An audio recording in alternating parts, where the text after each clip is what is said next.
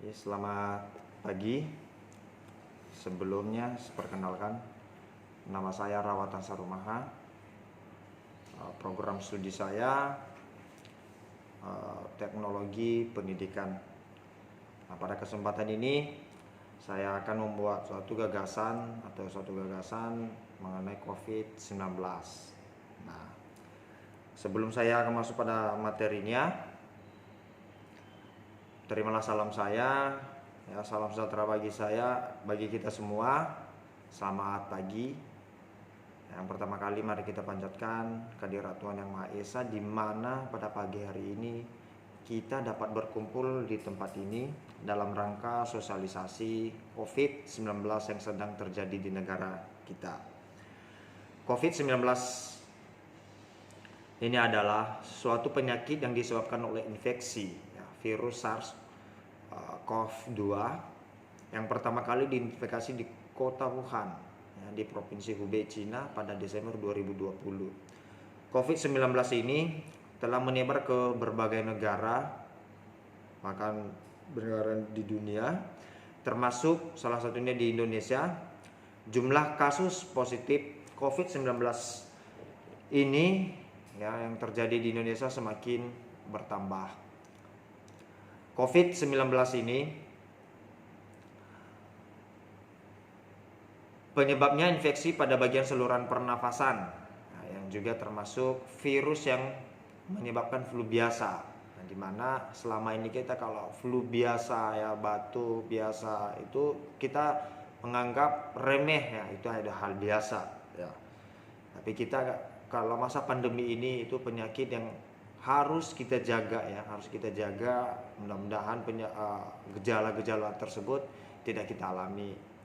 Nanti lebih jelasnya nanti di materi ini nanti akan kita lebih mendalam lagi.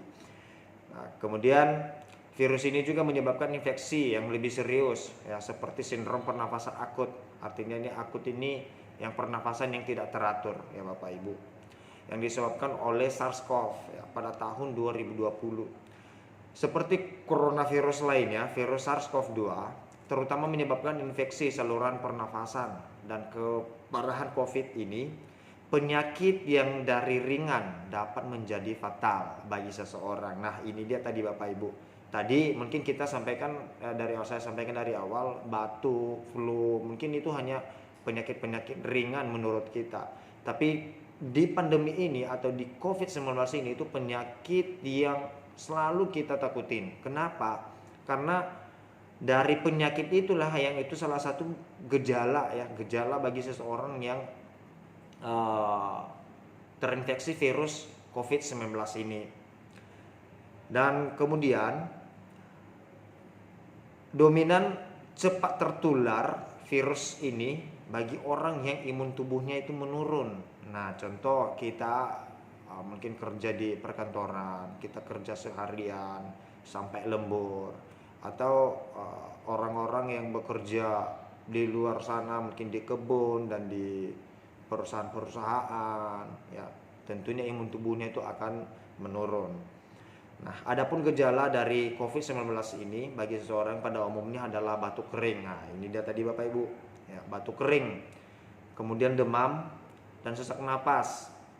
Nah, diperkirakan bahwa gejala dapat muncul antara mulai dari 2 atau sampai 14 hari setelah paparan, walaupun ada kasus terisolasi yang menunjukkan ini mungkin lebih lama. Jika hal ini mulai mengalami gejala, maka kita harus tinggal di rumah untuk mencegah penyebaran penyakit ini ke masyarakat lainnya atau orang-orang yang ada di sekitar kita. Sini berikut cara penularan COVID-19 ini pada seseorang yang ada di sekitar kita, sebagai berikut. Yang pertama, transmisi tetesan atau tetesan pernafasan besar, yang lagi sedang bersin, batuk atau tetesan air liur. Kemudian yang kedua, transmisi aerosol.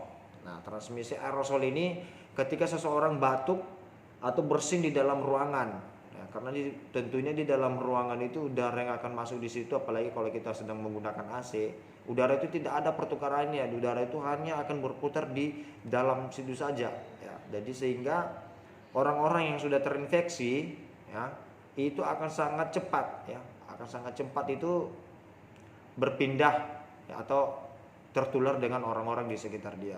Kemudian transmisi kontak ya, atau menyentuh permukaan yang terkontaminasi, kemudian menyentuh mulut, hidung atau mata. Nah, tentunya kita ya, orang-orang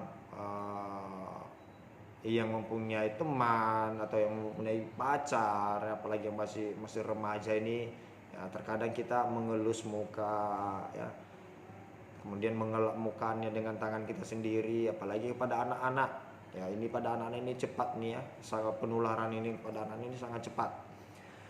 Kalau bisa itu dihindari ya Bapak Ibu. Kemudian yang keempat itu transmisi langsung. Nah, ini transmisi langsung ini dalam mungkin berciuman ya, kemudian saling merangkul, berjabat tangan ya, itu sangat dihindari ya Bapak Ibu. Kemudian adapun cara pencegahan COVID-19 ini Bapak Ibu ya, yang pertama juga setelah dan sesudah kita melaksanakan aktivitas, kita wajib mencuci tangan terlebih dahulu ya dengan menggunakan sabun, dan kalau bisa kita menggunakan sabun itu membersihkan semua telapak tangan kita ya, kurang lebih selama 20 detik ya. Ini fungsinya juga supaya kuman-kuman tersebut ya bisa mati begitu. Dan kedua itu selalu menggunakan masker. Nah, Bapak Ibu mohon maaf ya, mohon maaf. Di sini saya tidak menggunakan masker karena kalau saya menggunakan masker di sini suara saya nanti tidak jelas begitu. Nah, di sini kenapa kita selalu menggunakan masker? Ya, disarankan kita menggunakan masker ya supaya ketika ada orang yang bersin ya, kemudian ada yang batuk, tidak langsung kita menghirupnya ya. Jadi masih ada pembatas-pembatasannya begitu. Jadi lebih disarankan untuk Bapak Ibu mau dimanapun berpergian atau mau dimanapun beraktivitas wajib menggunakan masker. Kemudian jaga jarak antar sesama, agar jaga jarak antar sesama. Ini juga sangat perlu ya Bapak Ibu supaya kita tidak langsung terkontaminasi dengan ya, orang-orang yang sudah terinfeksi virus tersebut.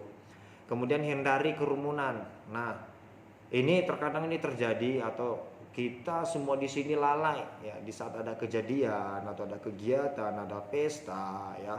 Tanpa kita sadari orang-orang di sekitar kita itu ya bisa saja ada yang sudah terinfeksi ya. Jadi itu Bapak Ibu ya. Sebisa mungkin bila ada kerumunannya lebih bagus kita menghindar. Dan kemudian segera mandi ya. Ini segera mandi, mungkin Bapak Ibu pulang dari tempat pekerjaan atau dari jalan-jalan, tapi setelah pulang ke rumah Bapak Ibu ya mandi, kemudian ganti pakaian tersebut yang sudah dikenakan terlebih dahulu, baru kita bersama dengan keluarga kembali. Kemudian tingkatkan imunitas atau kekebalan tubuh.